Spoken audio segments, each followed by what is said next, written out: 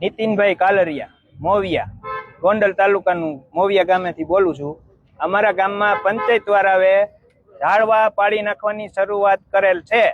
તે બાબતે પ્રાંત અધિકારીને ફોનથી જણાવેલ અને 50 મિનિટની અંદર તેનું પણ માનેલ નથી. ફોન આવ્યો 50 મિનિટમાં, પણ છતાંય આગેવાન જે હતા અમારા ગામના એ માનેલ નથી અને ઝાડવાનો હોથ બોલાવી દીધો છે અને હજી ઝાડવા પાડી ન નાખે એના માટે અમે આ વિડીયો ક્લિપ કરી છે અને પ્રેસ નોટ આપી છે.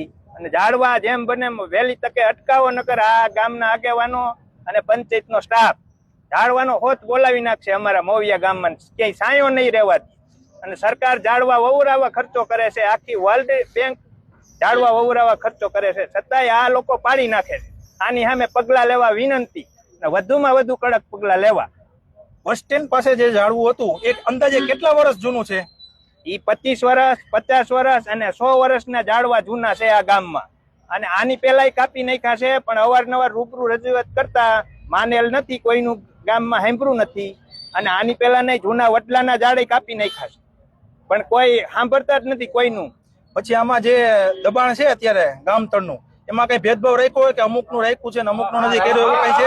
એ તો હજી આજ પહેલો દિવસ છે, હજી તો પહેલો દિવસ ચાલુ કર્યું છે. હજી તો બસ સ્ટેન્ડ જ પૂરું થયું છે, હજી તો બીજે આગળ હજી પૂરું કરે કે ન કરે, પછી માસીના દીકરા આવે બંધ હોતે થઈ જાય આવડે. એટલે આની માથે ઈ હોતે વોચ રાખવી પડે એમ છે કે ભાઈ દબાણ દૂર કરવું હોય તો બધાયનું એક હરખું દબાણ થવું જોઈએ, ન્યાયની વાત રાખી. બાકી આવી રીતે બે વાત કરે એમ ન હાલે. વાલા દવલાની નીતિ રાખે છે, એ ફાઇનલ થઈ જાય છે ને આ વાત ઉપરથી?